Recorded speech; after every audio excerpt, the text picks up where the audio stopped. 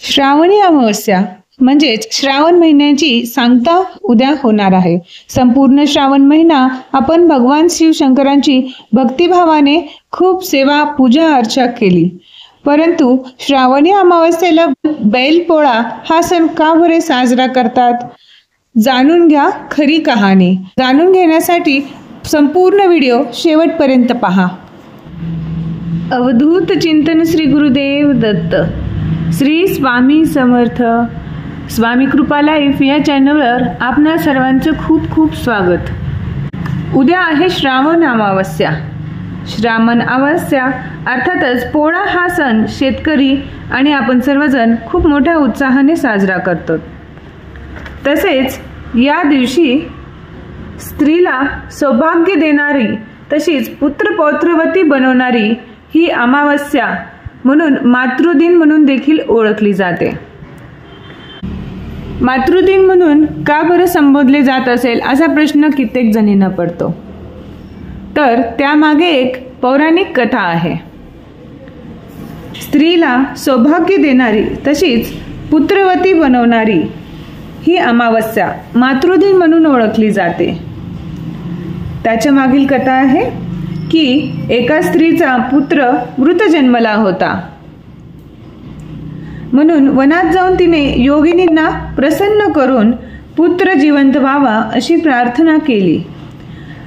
योगिनींना प्रसन्न केल्याने तिची प्रार्थना फळाला आली आणि योगिनींच्या आशीर्वादाने तिचा पुत्र जिवंत झाला, अशी भविष्य पुराणात एक कथा आहे। त्यामुळेच सर्व माता भगिनींनी आपल्या पुत्रपौत्रांच्या कल्याणासाठी या अमावस्येला योगिनींची पूजा करावी। योगिनींची पूजा करण्यासाठी तुम्ही जर गुगलवर योगिनी माता म्हणून जर टाईप केला तर तुम्हाला त्या ठिकाणी योगिनी माताचे इमेजेस पिक्चर्स असलेल्या एक तुम्हाला प्रिंट दिसेल, त्याचं तुम्ही प्रिंटआउट आणून पूजा करू शकता। आई ही केवळ बालकाचीच नाही तर त्याच्या संस्काराची देखील जननी आहे। असे म्हणतात ना, जिच्या हातात पाळण्याची दोरी ती जगा उद्धरी।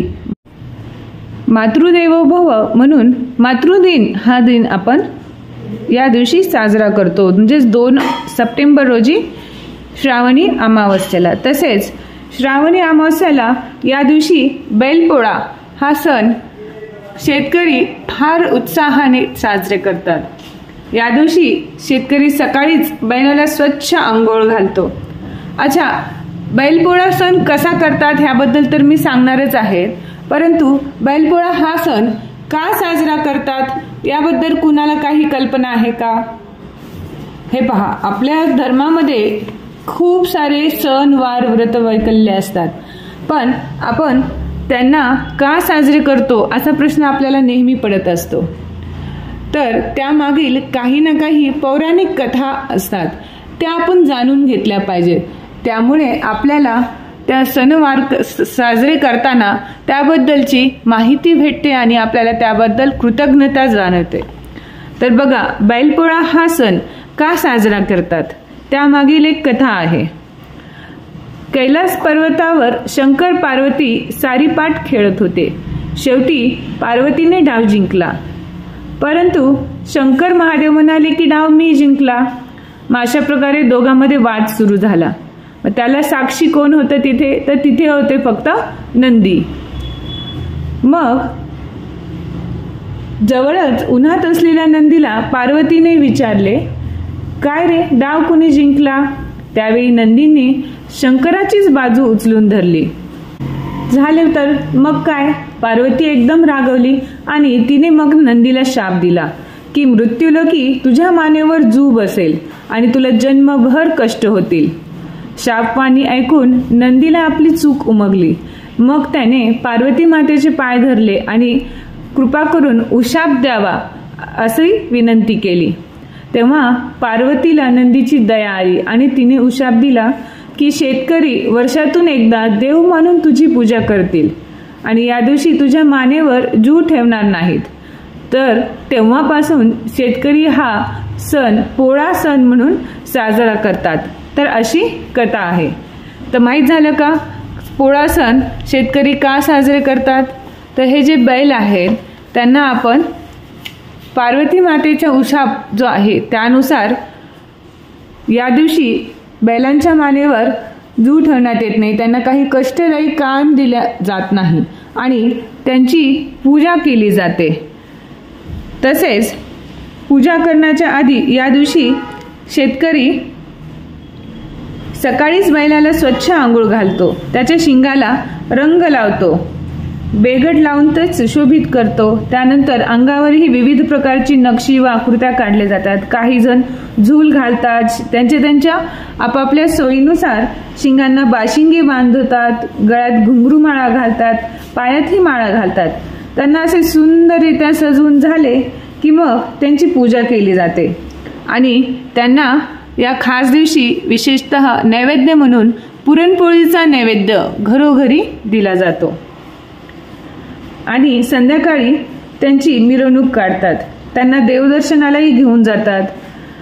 आता हे झाले शेतकरी ज्यांच्याकडे बैल असतील त्यांनी अशा प्रकारे हा सण साजरा करतात. परंतु काही ठिकाणी शहरामध्ये ज्यांच्याकडे बैल नसतात मग त्यांनी हे असे मातीचे बैल आणून घरोघरी त्यांची पूजा करतात. तर हे असे मातीचे बैल तुम्ही जवळपास मार्केटमध्ये नक्की भेटून जातील. तर हे मातीचे बैल तुम्ही आणून त्यांना सुशोभित करून घरच्या घरी असे सुंदररित्या त्यांचे पूजन करू शकता आणि त्यांच्याबद्दल कृतज्ञता व्यक्त करू शकता. आजही शेतकऱ्यांच्या जीवनात बैलांचे स्थान फार मोठे आहे. शेतकरी आपणही आज जे काही अन्न खातो त्यासाठी बैलांची आपल्याला आज कृतज्ञता दाखवायची असते. शेतीसाठी यंत्राचा वापर आजकाल बराच होत असला तरी सामान्य गरीब शेतकऱ्याला ते परवडत नाही. त्यांचे जीवन बैलावरच अवलंबून असते. शेतीच्या सर्वच कामात शेतकऱ्याला त्यांची मदत होत असते. म्हणून त्यामुळे त्याला आपले दैवत मानून वर्षातून एकदा त्याला विश्रांती देण्यात येते आणि त्यांची पूजा करण्यात येते. अशा प्रकारे त्यांच्याबद्दल कृतज्ञता व्यक्त केली जाते. या दिवशीच पिठोरी अमावस्या देखील म्हणतात. पिठोरी अमावस्या दिवशी या दिवशी पिठोरी व्रत केले जाते. तसेच दर्श अमावस्या असेही म्हटले जाते. आणखीन एक कथा सांगायची झाली तर या दिवशी श्रावण वद्य अमावस्येला दर्भगृहिणी अमावस्याही म्हणतात. या दिवशी दर्भ उपटून आणायचे असतात. हरितने हेमाद्रीमध्ये म्हटले आहे, या दिवशी आणलेले दर्भ नीचस होत नाहीत, म्हणून ज्या दिवशी उपयोगात आणावायचे असेल त्या दिवशी आणू शकतो. हिंदू धर्मातील श्रावणी अमावस्या येणारा तर अशा प्रकारे 2 सप्टेंबर रोजी म्हणजेच उद्या सर्वांनी हा बैलपोळा हा सण साजरा करा. तुम्ही तुमच्या घरी अशा प्रकारे मातीचे बैल आणून त्यांना सजवून सुशोभीकरण करून दिवा लावायचा आहे, त्यांना फुलं अर्पण करायचे, गंधपुष्प म्हणजे हळदी कुंकू वाहा, त्यानंतर त्यांना वस्त्र अर्पण करायचे आहे. आघाडा जर तुमच्याजवळ भेटला तर आघाडा वाहायचा आहे आणि त्यानंतर नैवेद्य म्हणून त्यांना पुरणपोळीचा नैवेद्य दाखवायचा आहे. तर अशा प्रकारे सर्वजण बैलपोळा हा सण साजरा करा. तसेच योगिनी माताचे देखील पूजन करायला विसरू नका. योगिनी मातांचे पूजन करून सर्वांनी आपापल्या मुलाबाळांच्या सौख्यासाठी त्यांना विनंती करायची आहे. या दिवशी केलेली विनंती ही लवकरच मान्य करण्यात येते. लवकरच योगिनी माता प्रसन्न होऊन आपल्याला वरदान देतात. तर अशा प्रकारे तुम्हा सर्वांना श्रावण सोमवारी येणाऱ्या बैलपोळा, पिठोरी अमावस्या, दर्श अमावस्याच्या शुभेच्छा. तसेच श्रावणी सोमवार असल्यामुळे या दिवशी श्रावणी सोमवार कसा करायचा त्याबद्दलचा व्हिडिओ मी अपलोड करणार आहे, तर तो देखील तुम्ही पहा. व्हिडिओ जर आवडला असेल तर चॅनलला सबस्क्राईब केलेलं नसेल तर आधी सबस्क्राईब करून घ्या आणि बेल आयकॉनला प्रेस करायला विसरू नका. श्री स्वामी समर्थ. जय जय स्वामी समर्थ.